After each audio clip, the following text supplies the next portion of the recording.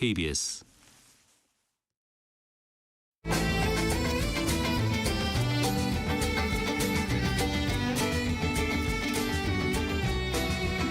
오늘을 함께하며 여러분의 내일을 응원합니다. 성공예감 이대호입니다.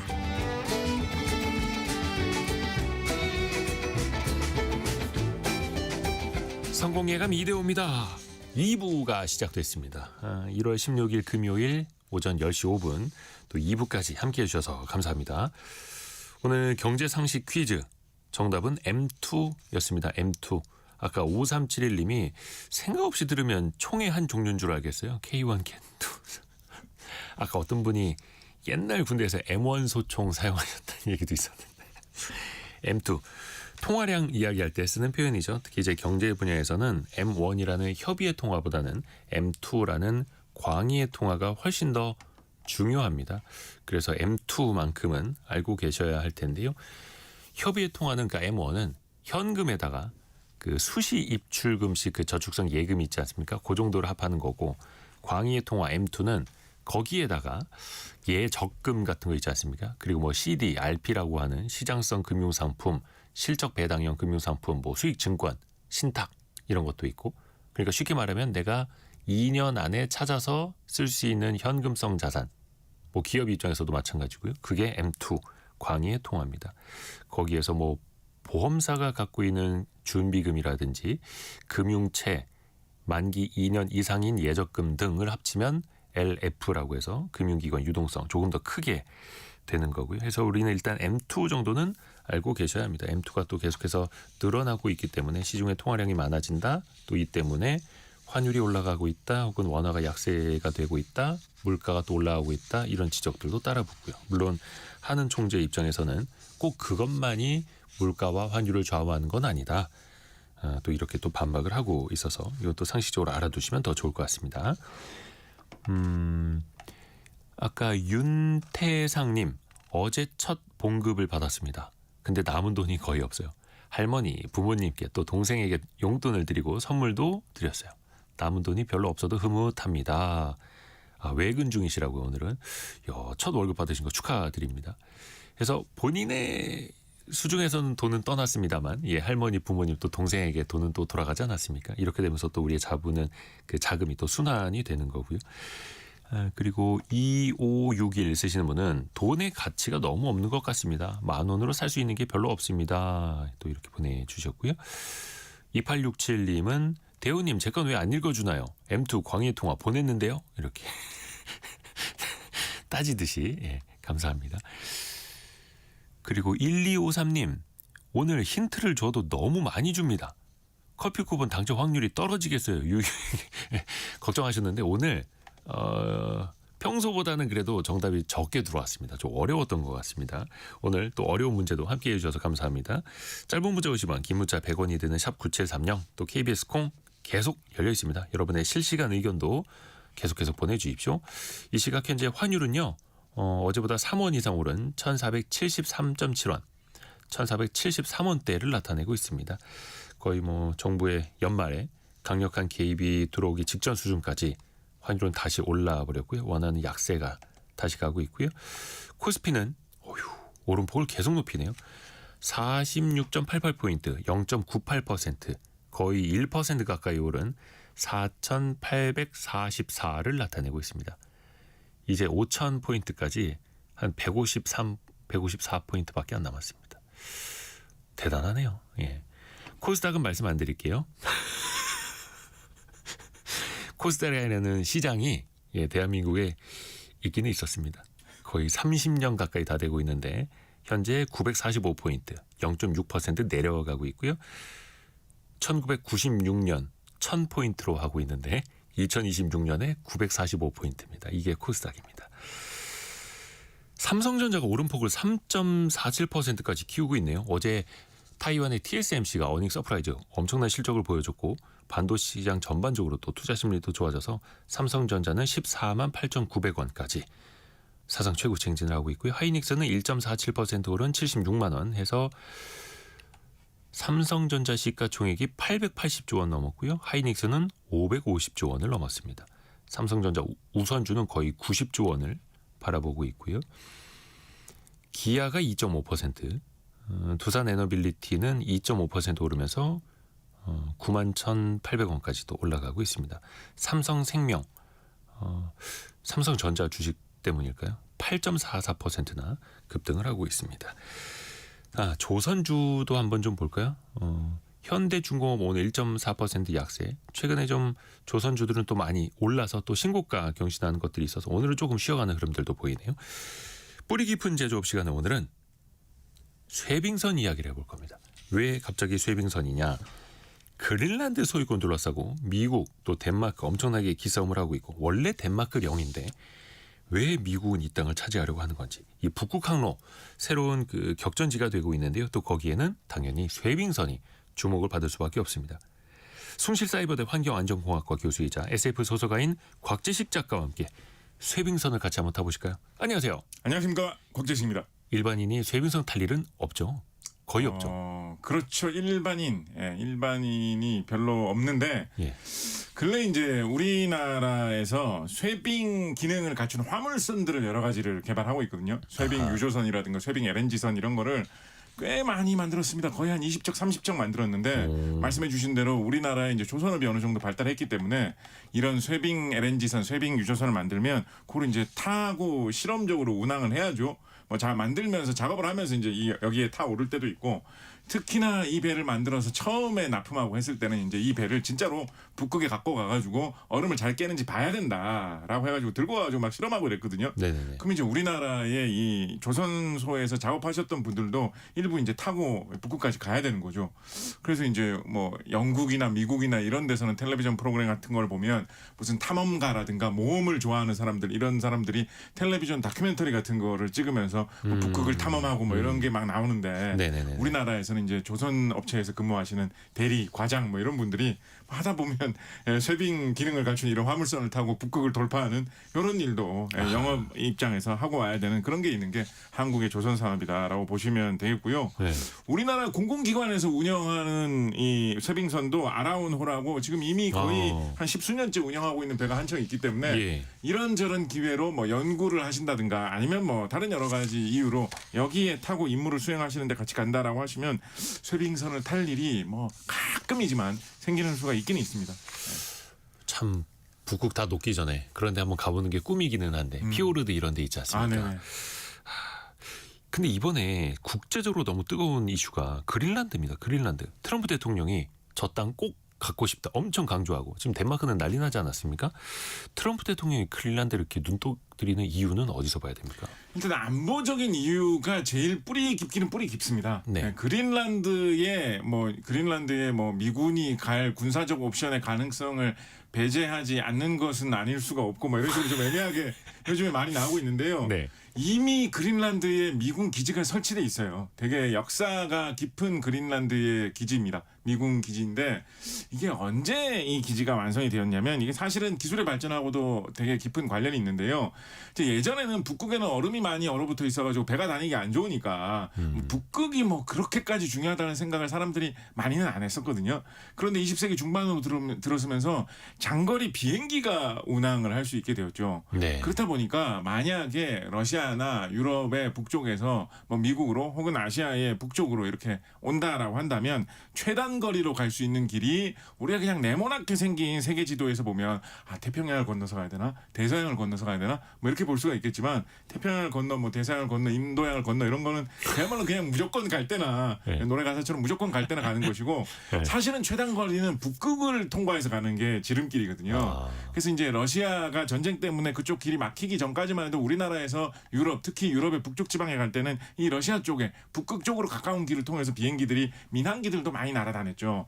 그렇다 보니까 20세기 중반 이후에는 비행기를 이용해서 가로질러서 오면 북극을 통과해서 오는 게 러시아와 미국 사이의 최단 거리구나라는 걸 생각을 하게 되었고 네. 특히나 제2차 세계대전까지만 해도 소련과 미국이 이제 동맹으로 같이 독일하고 일본하고 싸웠었는데 냉전 시기 불과 몇 년 사이에 냉전 시기로 접어들면서 둘 사이가 이제 적유로 되는 그런 엄청난 변화가 일어나지 않았습니까? 네. 그렇다 보니까 우리나라하고도 그린란드가 사실은 관련이 간접적으로 있는데요.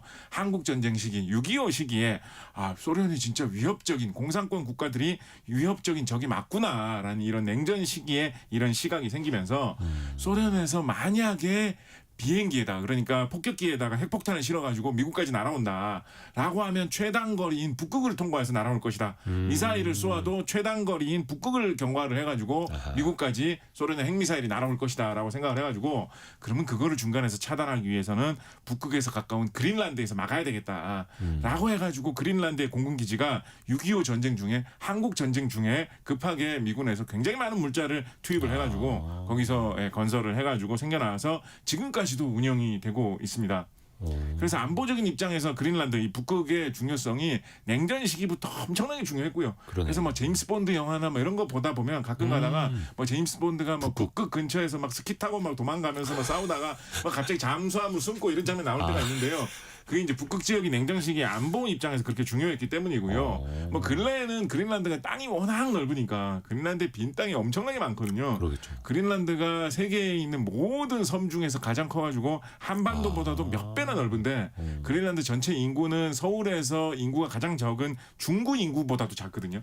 그래서 인구가 그 넓은 땅에 한반도보다도 몇 배나 큰 그 넓은 땅에 인구 한 5만 명 조금 넘는 정도밖에 안 됩니다. 그래서 빈 땅이 엄청나게 많아가지고 분명히 지하 자원이 여러 가지 많이 묻혀 있을 것이다라는 이야기도 있는데 근데 사실은 지하 자원은 좀 캐봐야 하는 거기 때문에 그거는 좀 덧붙이는 이야기 정도라고 할 수 있고요. 안보적으로 이제 그린란드가 굉장히 중요했고 요즘에 뭐 미국이 다시 러시아나 중국 같은 나라의 도전과 좀 대결을 한다 이런 게 있다 보니까 안보에 대해서 더 관심이 많이 가면서 그린란드를 중시하는 게 있는 데다가 거기에 이제 추가로 이제 오늘 이야기할 이 경제적인 면에서 그린란드의 가치를 이야기한다면 역시 이 북극 항로를 이용해서 물자를 운송하는 이 쇄빙선 같은 걸 이용해서 얼음을 깨고 북극을 통해서 배를 운항하는 요 사업이 앞으로 각광을 받게 될 거다라는 거를 이제 충분히 이야기를 해볼 수가 있겠죠. 이게 단적으로 이야기를 해보면 우리 동아시아 쪽 그러니까 한국, 중국, 일본 이런 쪽에서 영국 정도 되는 아니면 뭐 한 데마크 정도 되는 그런 유럽의 북쪽까지 배를 보낸다라고 하면 대체로 지금 배를 보내면 한 40일 전후 정도 시간이 걸려가지고 도착을 하거든요. 네, 그럼 이제 우리 배가 남쪽으로 가가지고 싱가포르 근처를 통과해서 인도양을 건너서 수에즈 운하를 통과해가지고 지중해로 갔다가 이제 유럽을 이렇게 한 바퀴 쭉 지중해를 통과해가지고 돌아가지고 유럽의 북쪽 지역으로 가게 되는 겁니다.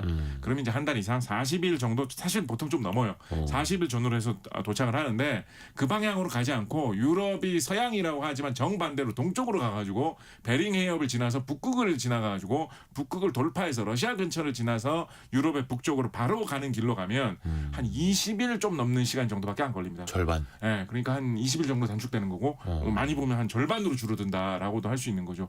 그렇다 보니까 이 길이 완전 지름길이고요. 배가 가는 길로서도 지름길이고 두 가지 요인 때문에 이 지름길이 이렇게 있을 수 있다라는 거는 옛날부터 사람들이 알고 있었거든요. 이게 두 가지 이유 때문에 요즘 들어서 더 각광을 받고 있는데 첫 번째로 이거 대세적으로 많이들 이야기하는 거는 기후 변화가 심해지면서 북극의 얼음이 좀 높고 있지 않습니까? 네. 그렇다 보니까 북극의 얼음이 예전보다 적어가지고 배가 다니기가 더 쉬워졌다. 길이 열리는 거죠. 네, 그래서 그것 때문에 그리고 앞으로는 점점 더 쉬워질 거다라는 이 기후 변화 요인 때문에 대세적으로 이 길이 더 뚫린다라는 게 이제 큰 게 한 가지가 있고요. 또 하나는 이 인도양 쪽을 통해서 가는 전통적인 길 같은 경우에는 이제 필연적으로 빨리 가려면 아프리카까지 쭉 돌아서 가는 그런 먼 길을 택하지 않는다면 수에즈 운하라는 곳을 통과를 해야 되거든요. 근데 이 수에즈 운하가 굉장히 이제 좁은 길목이기 때문에 여기가 너무 막히게 되면 배가 운항하는 그 일정이 다 꼬여버린다라는 게 있습니다. 몇 년 전에 이제 수에즈 운하에서 배가 한 척이 넘어져가지고 수에즈 운하를 막는 것 때문에 배들이 줄줄이 서가지고 며칠 동안 계속 기다리는 그런 사건도 있었죠. 그때 뭐 코로나 때였나요? 네. 그렇죠. 그리고 뭐 근래에는 뭐 이런 뭐 반군 뭐 이런 거에 후티 반군 뭐 이런 거에 활동 때문에 수에즈 운하를 위협하는 게 지금은 뭐 이집트라든가 이런 나라들이 수에즈 운하를 중시하는 나라들이 열심히 그걸 막기 위해서 노력하고 있기 때문에 아직까지는 뭐 그렇게 심하다라는 이야기까지는 많이 안 나오고 있고 뭐 우리나라에서도 뭐 청해 함대 뭐 이런 거 보내가지고 거기서 해적들 퇴치하고 이런 활동 열심히 하죠. 그래서 아직까지는 그렇게 심하지는 않은데 길이 딱 한 줄 아주 좁은 한 길이다 보니까 만약에 정치적 불안이나 이런 식의 문제 때문에 그 길이 막혀버리면 뭐 해운이 너무 어려워지는 거 아니냐, 물자 운반이 너무 어려워지는 거 아니냐라고 해서 길이 뚫려 있는 북극 쪽으로 가면 좋지 않느냐라는 이야기가 많이 나오고 있어서 북극 쪽 그린란드는 아까 덴마크에서 뭐 지배를 하고 있고 이런 말씀을 네. 해주셨습니다만 인종적으로나 지리적으로는 아메리카 대륙에 포함되는 곳으로 이야기를 하고 있거든요. 그린란드 원주민들도 원주민 이렇게 인상만 봐도 이렇게 약간 아시아인처럼 생긴 그 아메리카 원주민처럼 생긴 그런 분들이 그린란드인이지 유럽 사람들처럼 생긴 사람들이 그린란드 원주민이 아니거든요. 그래서 지리적으로도 아메리카 대륙으로 분류가 되는 곳이고 미국에 가깝고 그렇기 때문에 미국에서는 북극 항로를 생각한다면 그린란드를 거점으로 활용하는 게 중요하다라는 생각을 많이 하고 있어서 트럼프 대통령 같은 사람은 그린란드가 미국 거면 좋겠다 이런 이야기를 계속 하는 거죠. 그러니까 우리가 지구본을 볼 때 대한민국 중심으로 아시아 중심으로 태평양 중심으로 이렇게 보면 그린란드랑 미국이랑 되게 멀어 보이는데 미국이랑 유럽 중심으로 이렇게 돌려서 보면 그린란드가 유럽이랑 미국 그 사이쯤? 그렇죠. 아무래도 이제 그중에서도 북극 쪽에 아메리카 쪽에 있으니까. 조금 더 치우쳐져 있습니다. 네. 그리고 되게 생각보다 크더라고요. 네. 근데 이름이 그린란드다 보니까 어릴 적에는 항상 그 되게 뭐가 푸르고 숲이 있고 이런 섬인 줄 알았는데 북극이라는 거. 네. 네. 네. 이름 다 어려운 그래서 아이슬란드랑 그린란드랑 항상 헷갈렸었습니다. 북극이 있는 데가 아이슬란드인 줄 알고. 자, 어찌되든 간에 그린란드 주변으로 얼음이 조금씩 녹고 있으면서 길은 뚫리고 있다. 그런데 얼음은 여전히 있으니까 네. 당연히 그 주변에 쇄빙선이 필요하다는 거잖아요. 그렇습니다. 예, 그린란드의 얼음이 얼마나 두꺼우냐. 그린란드를 기준으로 일단 말씀을 드리면 네. 그린란드에는 이제 눈이 한번 내리면 그게 여름이 돼도 안 녹는 곳도 많거든요.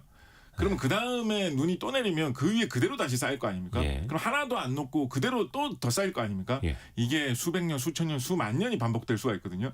그래서 그린란드에 얼음이 눈이 많이 쌓여가지고 굳어진 곳에 가면 눈 쌓인 얼음 두께의 그 깊이가 한 2,000m, 3,000m 되는데도 아주 흔하게 넓게 펼쳐져 있습니다. 깊이가요? 예. 그러니까 우리나라에서 제일 높은 뭐 한라산보다도 더 높은 두께로 얼음이 쌓여 있는 곳이 광활하게 끝도 없이 펼쳐져 있는 곳이 그린란드에는 많이 있습니다. 다행히 바다에는 눈이 내리면 바닷물에 눈이 떨어지면 금방 녹겠죠. 네. 그래서 바다에는 그 정도까지 얼음이 막 엄청나게 많이 쌓여 있는 곳은 잘 없는데요.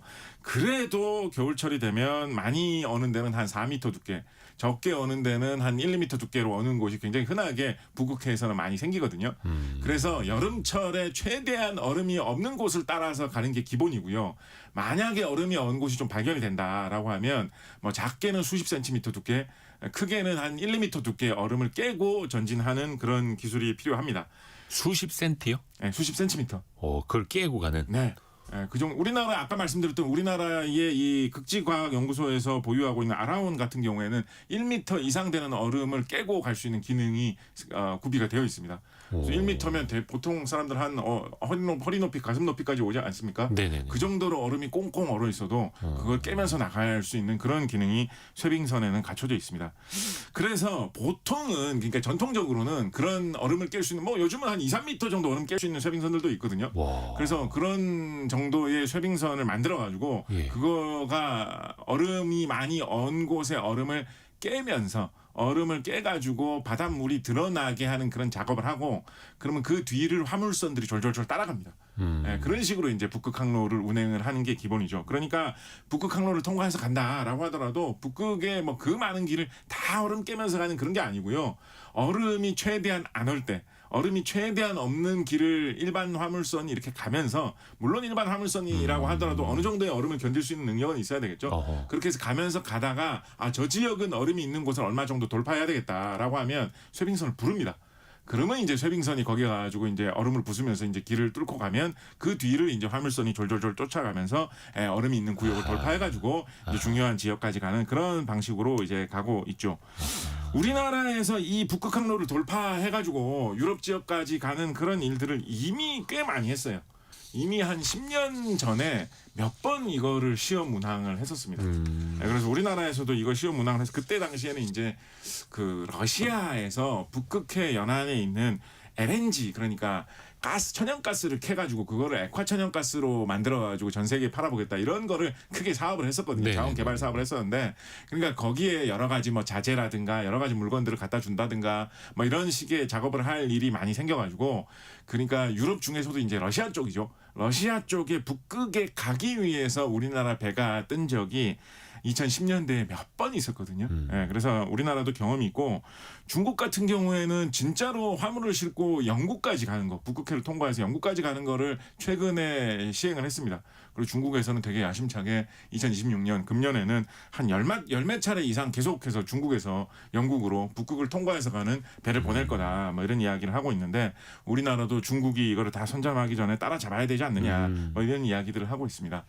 한 가지 재밌는 게 네. 이 10년 전에 그 러시아 쪽에 있는 유럽으로 가는데 우리나라의 배들이 북극 항로를 돌파하는데 도전을 해가지고 성공을 했다 말씀드리지 않았습니까? 그때 이제 우리나라를 대표하는 해운사들이 당연히 이제 거기 성공을 했었죠. 네. 우리나라의 뭐 유명한 해운사들이 성공을 했었는데 그때 그 배를 조종하는 선장들은 대부분 외국인 선장들이 이 배를 조종을 해가지고 갔었어요.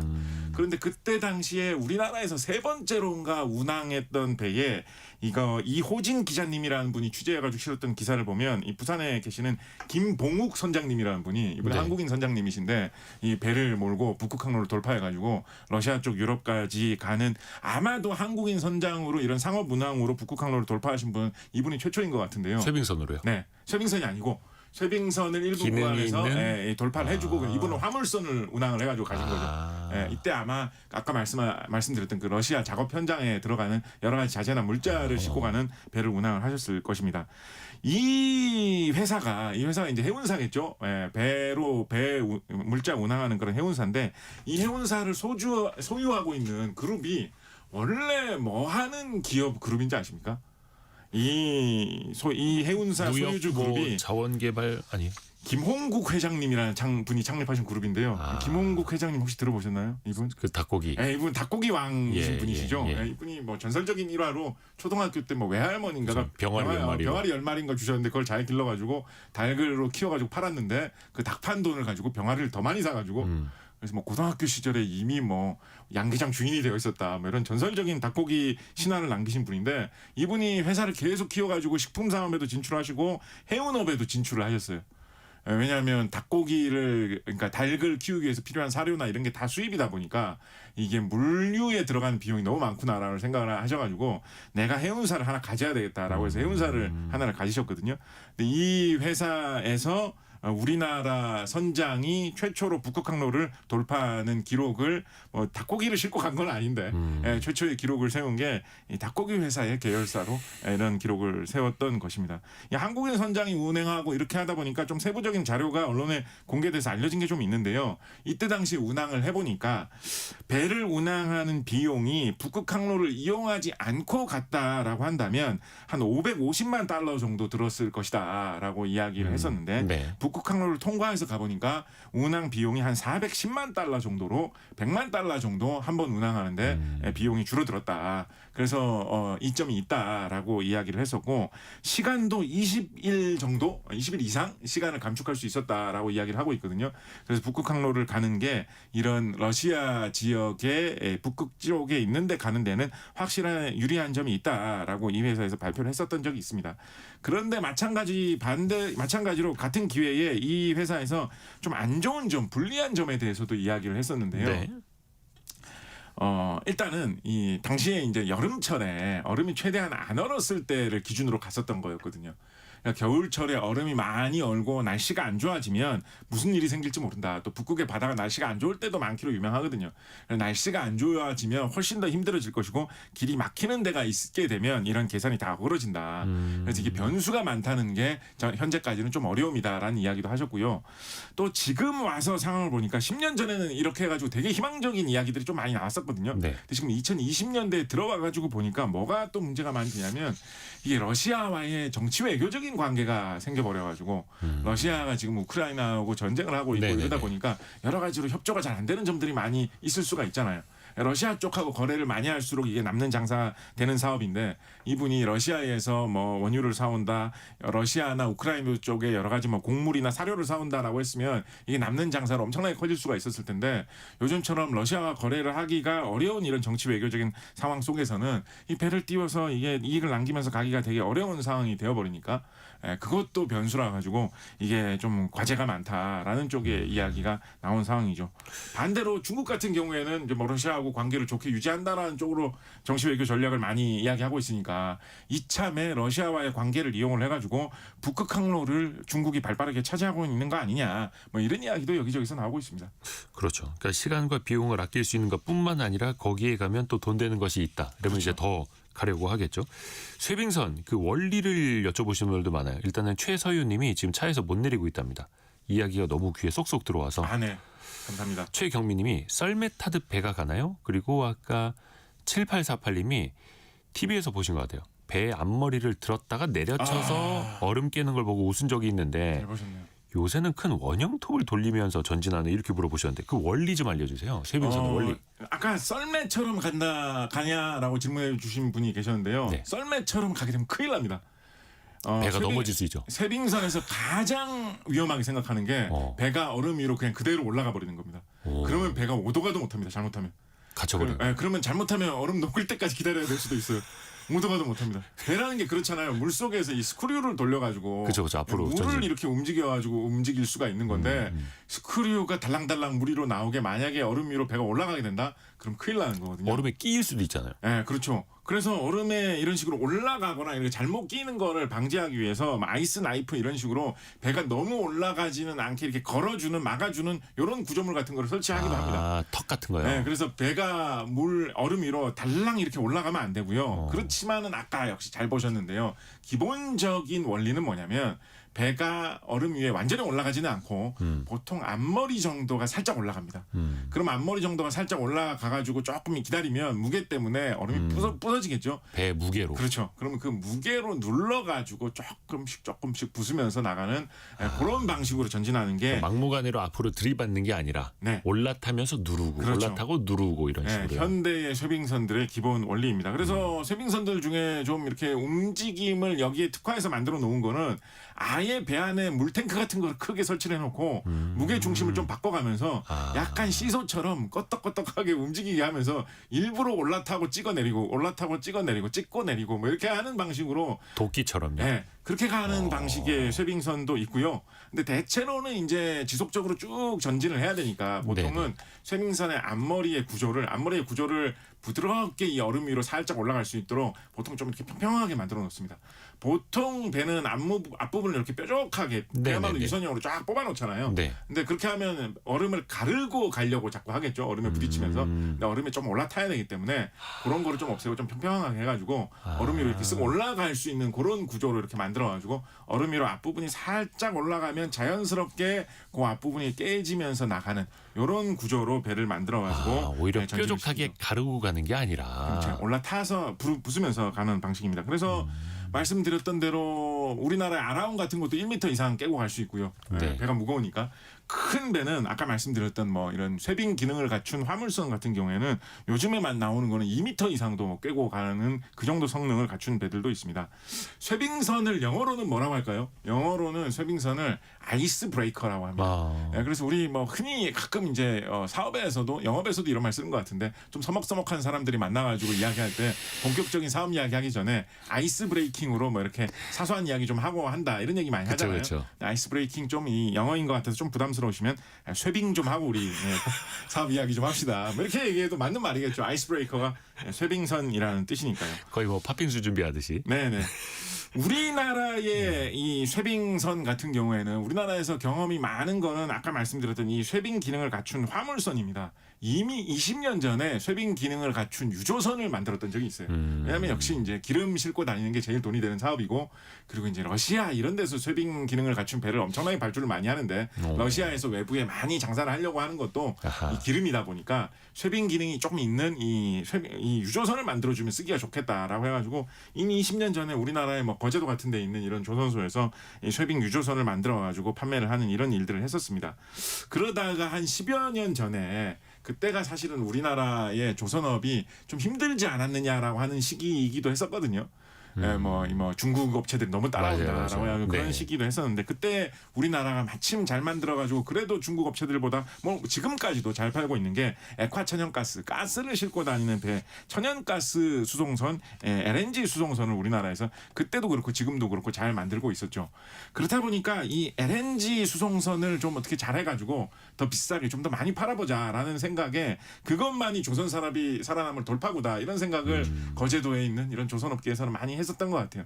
그때 당시에 중국이 이렇게 따라오는데 경쟁력이 있겠느냐. 우리도 뭐 일본이나 스웨덴에 이런 데처럼 조선업 접어야 되는 거 아니냐. 이런 말 하던 사람들도 가끔 있었는데 조선업 하던 분들 입장에서는 뭐 손을 놓을 수는 없지 않습니까? 그렇죠. 그러니까 뭐라도 만들어 보자. 이런 절박함 속에서 어떻게 보면 우리나라 쪽에서 먼저 약간 제한한 측면도 있습니다.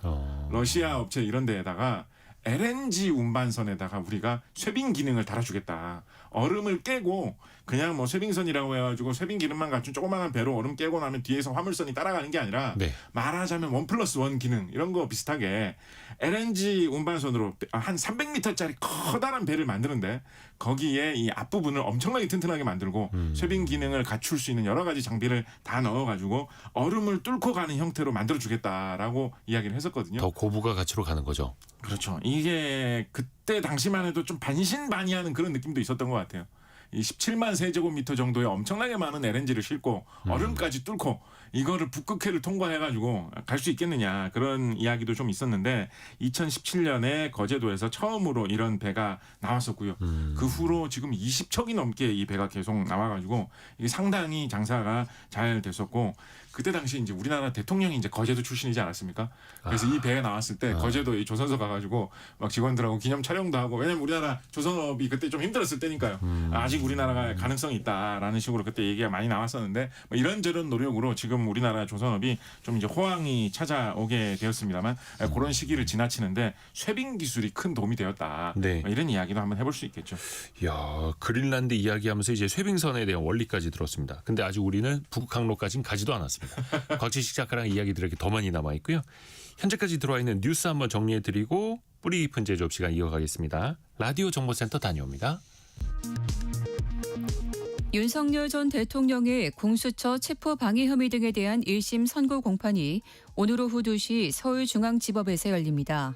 선고 과정은 모두 방송을 통해 생중계됩니다. 앞서 특검은 징역 10년을 구형했습니다. 정부가 광역 지방정부 간 통합을 위해 세제 혜택과 규제 완화 등 지원 방안을 발표했습니다. 통합특별시에 연간 최대 5조 원, 4년간 총 20조 원의 재원이 투입됩니다. 오늘 코스피가 장중 4,800선을 돌파하며 11거래일 연속 최고치를 경신했습니다. 일명 5,000피까지는 4% 정도 남겨두고 있습니다. 이해훈 기획예산처 장관 후보자가 의원 시절 불법 정치자금 의혹과 관련돼 유리한 여론조성을 위한 댓글 작업을 보좌진에게 지시한 것으로 확인됐습니다. 이 후보자 측은 사과하고 반성한다고 밝혔습니다. 지금까지 라디오 정보센터 뉴스 정한나였습니다. 뿌리 깊은 제조업 시간, 오늘은 곽재식 작가와 함께 쇄빙선에 대해서 배워보고 있는데요. 그러니까 얼음을 부수는 배, 얼음을 위에 올라타서 조금씩 부수면서 앞으로 나가는 배, 엄청나게도 힘도 필요할 것 같은데, 근데 당연히 거기에는 뭐 영하 몇십 도가 될 테고 어떻게 견딥니까? 뭐 소재가 좀 특별한가요? 그렇죠. 일단은 두꺼운 강철을 써서 만드는 게 가장 기본적으로 필요합니다. 네. 보통 이제 쇄빙선이라고 하면 이제 옆구리에서 얼음이 부딪히는 거 이런 것도 생각을 해야 되기 때문에 보통은 한 2cm 정도 이상 되는 두께로 만드는 거는 기본이고요. 네. 보통 배도 좀 튼튼하게 만들면 2cm 정도 되는 두께의 철판을 만드는 경우는 흔하니까 그거는 이제 제일 뭐 기본적으로는 그렇게 만들어야 되고 보통 그거보다는 더 두껍게 쇄빙선 같은 경우에는 그리고 아까 말씀드렸던 쇄빙 기능을 갖춘 뭐 쇄빙 LNG선 이런 것도 그 정도로는 만들어야 됩니다. 앞부분이 얼음에 본격적으로 올라타가지고 깨는 부분이기 때문에 그런 부분을 이제 아이스 벨트라고 하거든요. 얼음을 깨는 이제 뭐 허리 띠다 벨트다라고 그 해가지고 앞부분을요? 네, 아이스 벨트라고 하거든요. 그러니까 이제 뱃살 같은 게 너무나 안 빠진다라고 하면 아이스벨트도 아니고 왜 이렇게 튼튼하냐, 뭐 이렇게 푸념을 해봐도 좋겠죠. 이런 부분은 특히 튼튼하게 만들어야 되기 때문에 7cm가 넘어가는 두께의 철판으로 이 앞부분을 만들게 됩니다. 그리고 후진하는 것도 생각을 해야 되기 때문에 뒷부분도 웬만히 튼튼하게 만들어야 돼요.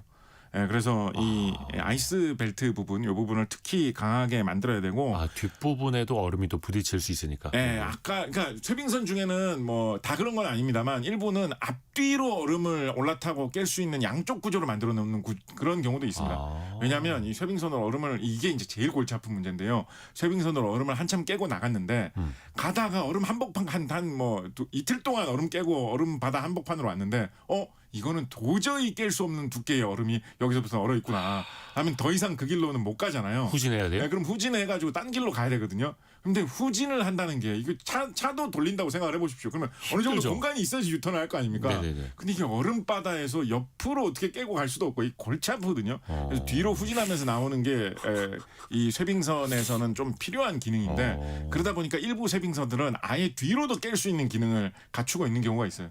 진짜 시소처럼 앞으로도 올라가가지고 깨고 뒤로도 올라가지고 깨는 이런 식으로도 만들어 놓는 경우가 있는데 그래서 앞뒤를 좀 강하게 만들어 놓는 뭐 그런 거를 하는 경우가 있는데 특히 앞부분은 7cm 이상의 두께의 이런 튼튼한 아주 두꺼운 강철판을 그리고 그거를 잘 구부려 가지고 말 그대로 뭐 과언이 아니라 진짜로 물샐 틈 없이 정확하게 딱 용접을 해서 붙여야 되겠죠. 그래서 이 만드는 게 쉽지 않습니다. 7cm짜리 철판을 정해져 있는 각도대로 이렇게 구부려 가지고 그거를 용접을 해서 깨끗하게 다 붙인다. 이게 사실은 고도의 기술이고요. 우리나라에 있는 조선소에서는 거제도 같은데 거제도면 어떻게 보면 우리나라에서는 그래도 좀 따뜻한 제일 남쪽 끝에 있는 지역에 속하는데 네. 여기에서 북극을 돌파하는 이런 LNG 쇠빙선들을 세계에서 제일 먼저 만들어가지고 북극으로 보냈다라고 하면 그것도 좀 재미있죠. 온도도 잘 견뎌야 되기 때문에 보통 이런 요즘 쇠빙선 같은 경우에는 영하 40도에서 영하 50도 정도는 견딜 수 있는 그런 정도의 재질로 만듭니다. 금속 재질들은 철도 마찬가지인데요. 온도가 지나치게 내려가면 좀 이렇게 부러지려고 하는 좀 깨지려고 하는 그런 성질이 많이 생깁니다. 그래서 그거를 잘 견딜 수 있도록 만드는 게 이제 중요합니다. 그래서 초저온 아주 낮은 온도를 견딜 수 있는 그런 강철 소재 같은 경우에는 강철에다가 뭐 니켈이라든가 뭐 이런 걸 좀 탑니다. 많을 때는 뭐 5%에서 10%까지도 니켈을 좀 타가지고 합금을 만들어서 이제 강철을 만들면 정말 낮은 온도를 견딜 수가 있게 되는데 또 무턱대고 이런 류의 저온을 잘 견디는 강철을 만들면 이거 큰 배를 이걸로 다 만들어야 되는데 네. 또 단가가 안 맞을 수도 있거든요. 그렇죠. 엄청 비싸겠죠. 그래서 이렇게 그냥 뭐 가장 저온을 잘 견디는 거다라고 해서 무조건 다 쓸 수는 없고요. 좀 적당한 그런 정도의 가격과 성능을 다 만족시키는 거를 잘 찾아가지고 이런 쇠빙선을 만드는데 사용을 해야 되기 때문에 이런 철 소재를 잘 만들 수 있는 강철 소재를 이런 특수한 용도로 잘 만들 수 있는 제철 제강 공업이 충분히 발달해 있어야지만 이런 그렇죠. 배를 또 만들 수가 있습니다. 그 철판을 또 해외에서 들여오는 데만 해도 또 비용이 엄청 그렇습니다. 드니까. 이 강철 같은 쇳덩어리는 무게가 무겁기 때문에 예를 들어서 뭐 미국에서 뭐 유럽에서 이런 걸 만든다라고 해도 어느 정도 배를 만들 수 있는 기술이 있는데 그 배의 소재가 되는 거는 예를 들면 뭐 일본이나 한국에서 사와야 된다라고 하면 그 쇳덩어리를 들고 오는데 이게 엄청난 비용이 또 소요가 되고 시간도 오래 걸리거든요. 그렇다 보니까 우리나라처럼 이렇게 제철 제강 기술이 충분히 발달해 있고 뭐 거제도에서 조금만 가면 뭐 포항, 뭐 광양 이런데 큰 제철 업체들이 뭐 서해안까지 가도 제철 업체들이 큰 데가 멀지 않다라는 데가 이런 류의 특수한 배를 만들기에 가장 좋은 상황이 되는 거죠. 또 온도를 견디기 위해서 낮은 온도를 견디기 위해서 많이 하는 것도 어떤 게 있냐면 온도가 낮아지면 수많은 장비들도 다 고장나기가 더 쉬워지거든요. 네. 얼어붙으면서 고장이 나는 경우가 있고 온도가 너무 낮아가지고 제성능이 안 나오는 경우도 있고 그리고 생활하는 그 배를 타고 있는 사람들이 너무 힘들어지는 그런 경우도 있지 않겠습니까? 아까 그 멀미 날 것 같다라고 하시는 분들 많았어요. 멀미? 시소처럼 이렇게 앞뒤로도 올라타고 내려 그래서 올라타고 내려. 그거를 많이 안 하는 게 좋아요. 그걸 많이 안 하고 부드럽게 가는 게 더 좋습니다. 그래서 안에서 사람들이 생활하는데 추위를 견디기 위해서도 중요한데 그래서 이런 류의 쇠빙 기능을 갖춘 배 같은 경우에는 주요 설비, 장비, 부품 그리고 사람이 사는 곳에 이 열기를 뿜어줄 수 있는 장치를 잘 설치해 놓는 게 중요합니다. 열선이라든지 뭐 난방기라든지 이런 거를 촘촘하게 잘 온 배를 막 다 두르고 있다라고 할 정도로 잘 갖춰놓고 있는 게 굉장히 중요하고요. 이게 이거 북극으로 가야 되니까 이거 따뜻하게 만들어야지라고 하면서 이걸 또 너무 많이 설치해 버리면 역시 마찬가지로 이게 가격대 성능비가 안 나오거든요. 네. 그래서 최소한으로 연료를 사용을 하면서도 따뜻하게 할 수 있는 거는 충분히 해줄 수 있도록 요거를 설계를 잘 해놓는 게 중요합니다. 그래서 컴퓨터를 이용해서 이거 공대 이런 거 다니신 분들은 이거 오다가 한번 들어보셨죠? 전산 유체 역학, Computational Fluid Dynamics (CFD) 기술을 이용을 해가지고 그걸 들어봤다고요? 엄청나게 계산을 해가지고 어디에서 어떻게 열기를 만들어주면 이게 어떻게 순환을 하면서 가장 좋은 열로 제일 따뜻해진다. 하다못해 뭐 이 배 엔진이나 이런 거를 구동하다 보면 거기서 나오는 열기 같은 거 있잖아요. 그 열기를 낭비하지 않고 최대한 활용을 해가지고 배를 훈훈하게 해주려면 어떻게 설계를 해야 되느냐. 엔진을 돌리면서 연기가 풀풀 나올 거 아닙니까? 그럼 그 연기도 그냥 똑바로 굴뚝통에서 바로 나가게 하기보다는 최대한 뭔가를 따뜻하게 해주기 위해서 조금 이렇게 옆에 하다못해 옆에 물이라도 좀 지나가게 해줘가지고 수도라도 옆에 한번 굴뚝을 휘감고 지나가게 이런 거 부르는 용어 같은 거 절탄기 이런 식으로 부르는 용어도 있는데 하다못해 수도관이라도 이 굴뚝 옆을 한번 휘감고 지나가게 해가지고 수돗물 데우는 데라도 조금 도움을 주도록 최대한 이렇게 경제적으로 설계를 하는 이런 기술도 많이 사용을 합니다. 열을 그냥 버리지 않고. 또 추가로 하나 좀 말씀을 드리면 이게 엔진 추진하는 기술도 상당히 사실 좀 특이하거든요. 쉐빙선은 좀 달라요? 네. 우리나라에 보통 이제 배가 움직이는 거 이제 스크류를 이용을 해가지고 이렇게 돌리잖아요. 네. 그래서 배에 보면 배 밑바닥에 보면 스크류가 이렇게 달려 있죠, 그죠? 그렇죠. 근데 쉐빙선 같은 경우는 아까 말씀드렸듯이 배를 이렇게 잘 돌리는 게 되게 중요하단 말이에요. 여차하면 이 후진도 할 수 있어야 되거든요. 그래서 많은 쉐빙선에 아까 말씀드렸던 우리나라의 쉐빙 LNG 선 같은 경우에도 그 배의 스크류 부분을 그냥 배에다가 꽂아놓지 않고 마치 선풍기 그 대가리 부분처럼 선풍기 목처럼 모가지처럼 이렇게 뽑아놓습니다. 그래서 선풍기 회전 기능처럼 그 스크류를 돌릴 수 있는 그거 자체가 360도 회전할 수 있는 그런 형태로 설계를 해놔요.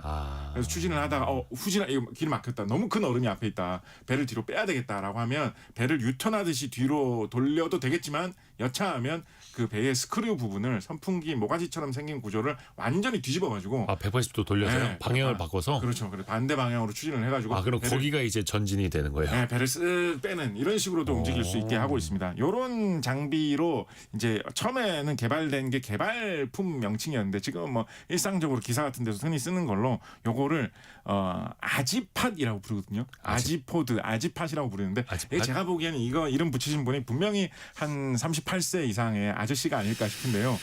이제 아이팟이라는 게 옛날에 상품명으로 되게 유명했었잖아요. 네네. 음악 듣는 도구. 네. 그래서 그거에 비슷하게 이름을 갖다 붙여가지고 이거를 아지팟이라고 이름을 붙였는데 왜 이런 이름을 붙였냐면 쉐빙선을요? 그 거대한 쉐빙선 쉐빙선을? 그 스크류 부분, 스크류 엔진을 부분만. 돌리는 그 부분을 예. 아지팟이라고 이름 붙였는데 왜 이렇게 이름을 붙였냐면 이 부분을 전기로 돌립니다. 전기로. 쉐빙선 보통 이런 자동차 큰 배의 엔진은 디젤 엔진을 많이 돌리잖아요. 그렇죠. 엔진 근데 자체는. 이런 쉐빙선도 LNG 쉐빙선 같은 경우는 엄청나게 거대하거든요. 그래서 거대한 뭐 디젤 엔진이나 다른 엔진 같은 걸 돌려가지고 기본적인 동력을 얻는데 그 동력으로 스크류를 바로 돌리지 않고요. 그 동력으로 전기를 만드는 발전기를 돌린 다음에 그 전기를 가져와가지고 간접적으로 전기 모터를 돌려서 이 스크류를 돌리는 방식으로 만들어놨습니다. 그래서 이제 그거를 전기를 이용하다 보니까 뭔가 좀 신선한 이름 없을까, 첨단적인 이름 없을까라고 해가지고 아지팟이라는 이름을 붙인 것인데요. 그러니까 아지머스 이런 게 이제 각도라는 뜻이거든요. 그래서 각도를 마음대로 돌릴 수 있는 그런 스크류 장치다라고 해서 아지팟이라고 부르는데 전기를 이용하면 순간적으로 강한 출력을 낼 수도 있고 전기 자동차도 뭐 마찬가지입니다만 전기 모터를 이용하면 또 쉐빙선 같은 경우는 천천히 얼음 깨질 때를 기다리면서 가야 될 때도 많이 있거든요. 그렇죠. 속도를 바로 줄여야 될 때도 많이 있고 그렇기 때문에 그렇게 출력을 조절할 때는 전기가 훨씬 더 유리하다라고 해가지고 이런 전기를 이용하는 이런 추진 장치를 쉐빙선에서는 요즘에는 많이 채용하는 경향이 있고 이런 아지파드 같은 이런 제품은 여전히 유럽 회사들이 잘 만듭니다. 스위스에 뿌리가 있고 스웨덴에 뿌리가 있고 스위스에 본사가 있는 되게 거대한 전기 기계 이런 그룹 이런 회사들에서 아지팟 이런 거 만드는 원천 기술을 가지고 우리나라에서 이런 쇠빙 LNG선 만들 때도 이런 유럽 회사들이 이런 거를 납품을 해가지고 우리나라에서 이거를 채용을 해가지고 만들고 있거든요. 네. 그리고 핀란드 이런 회사들이 스웨덴 이런 회사들이 유럽 회사들이 이런 북극을 항해하는 쇠빙 기술에서는 좀 앞서 있는 면도 있기 때문에 그쪽 필요에 의해서. 네, 우리나라의 이런 LNG 쇠빙선 이런 거 만들 때 핀란드 회사 같은 데서 들어가가지고 기술적으로는 같이 참여해가지고 하는 일도 여전히 많이 있어서 이런 북유럽 회사들이 북유럽 국가들이 되게 선진국이고 복지 국가로 되게 부러움도 많이 사고 있고 그렇잖아요. 네. 근데 이런 나라들이 어떻게 이렇게 돈 잘 버는 선진국이 되었느냐 살펴보면 이런 기술 산업의 밑바탕이 아직까지도 탄탄하게 남아 있는 경우가 심지어 우리나라가 잘한다라고 하고 있는 이런 조선업 관련해서도 많이 보인다. 뭐 이런 얘기 해볼 수 있겠죠. 자원과 기술까지도요. 그런데 조금 북극 얼음이 좀 녹고 있다는 얘기 들리잖아요. 아, 네네. 그러면은 쇠빙선의 필요성이 과거보다는 좀 덜 해지는 건 아닐까요? 그런데 그래도 이제 겨울에는 얼거든요. 특히 이제 겨울에 그러니까 기왕의 길이 열리는 김에 좀 많이 보내보자라는 생각을 하는 거니까. 어차피 깨고 나가는 거는 몇 미터짜리는 아니고 몇십 센티짜리 얼음이니까요. 그렇죠. 예, 그렇다 보니까 이게 더 수요가 많이 늘어나는 것도 있고 그리고 이제 이 특히나 뭐 우리나라에서 아까 말씀드렸던 대로 이미 한번 시도를 해본 적도 있는데 활성화가 안 된 이유 중에 하나가 날씨 때문에 이게 계속 막혔다 열렸다 하는 길이 그렇게 되는 게 너무 답답하다 보니까 예를 들어서 특히나 이제 컨테이너 운반 같은 경우는 소비자 제품 이런 것도 많이 들어간단 말이에요. 그렇죠. 그래가지고 우리가 뭐 택배로 무슨 한국에서 예를 들면 전자제품 주문을 했는데 이제 영국에 네덜란드에 독일에 있는 소비자가 배로 온다니까 배송료가 되게 싸고 20일 기다리면 오겠구나라고 생각을 했는데 북극이 얼어가지고 60일 기다려야 옵니다라고 하면 그 소비자들이 얼마나 싫어하겠어요. 그렇다 보니까 이게 컨테이너선 같은 경우에는 이 정해진 일정대로 정시에 맞춰가지고 꼬박꼬박 가주는 게 중요하거든요. 네네네. 근데 북극 항로는 그게 좀 쉽지 않다라고 해서 우리나라에서는 컨테이너보다는 이 벌크화물 뭐 LNG나 석유나 뭐 곡식이나 이런 거 위주로 가자라는 이야기가 있었는데 미래가 되어서 북극 항로가 더 뚫리고 쇠빙 기술이 더 발달하게 되면 점점 북극 항로도 이 날씨의 조건에 영향을 좀 덜 받으면서 정기적으로 가게 될 수 있는 그런 것들이 좀 더 많아지지 않겠느냐 그런 쪽으로 좀 기대를 하고 있는 거죠. 그럼 북극 항로가 열리고 그쪽으로 다니는 배가 많아질수록 어떻게 보면 쇠빙이 기본 옵션이 될 수도 있겠어요. 그렇죠. 컨테이너선에. 그래서 얼마 전에 미국에서 쇠빙선 발주를 되게 많이 한다라고 해가지고 크게 이거 뭐 조단위 몇십 조까지도 갈 수 있다라고 해가지고 큰 주문이 열린 적이 있었는데 네. 그래서 우리나라 조선업계가 그 주문을 까는 거 아니냐라는 기대도 좀 있었거든요. 이런 식으로 쇠빙 화물선 뭐 잘 하고 있었으니까 근데 핀란드 업체 쪽에서 이걸 가져갔어요. 핀란드에서 이거를 되게 대단하죠. 핀란드가 그렇게 큰 나라도 아닌데 여전히. 그래서 뭐 이런 쪽 시장이 앞으로 계속 커질 것 같기도 하고 특히나 우리나라는 이제 우리 동쪽 끝에 있기 때문에 사실은 위치만 보면 네. 어떤 정치 외교적인 문제만 없어진다면 그래서 러시아하고의 관계가 정상화되고 중국하고의 관계가 잘 잡아진다면 중국에 있는 화물 물동량을 우리나라 쪽에서 흡수할 수 있는 여지가 있거든요. 네. 북극 항로로 가려면 중국에 있는 배들이 어차피 동쪽으로 와야 되기 때문에 그래서 뭐 그렇게 된다 그러면 우리나라가 북극 항로 시기에 더 많은 물동량을 흡수할 수 있지 않겠느냐라는 기대도 있습니다만 요거는 정치 외교적인 문제까지 엮여 있어가지고 어떻게 될지 좀 여러 가지 노력도 좀 많이 해야 될 것 같고 그렇습니다. 쇠빙선을 또 이렇게 깊이 있게 들을 수 있다니. 곽재식 작가였습니다. 고맙습니다. 감사합니다. 내일은 주말판 별책 보러 오기 찾아가는 날이죠. 유영만 교수와 함께 전달자라는 책을 읽어볼 건데요. 나의 말을 제대로 전달하는 방법, 또 말 잘하는 사람들의 비밀들 같이 한번 들어보시죠. 성공의 감은 오늘도 여러분을 응원합니다.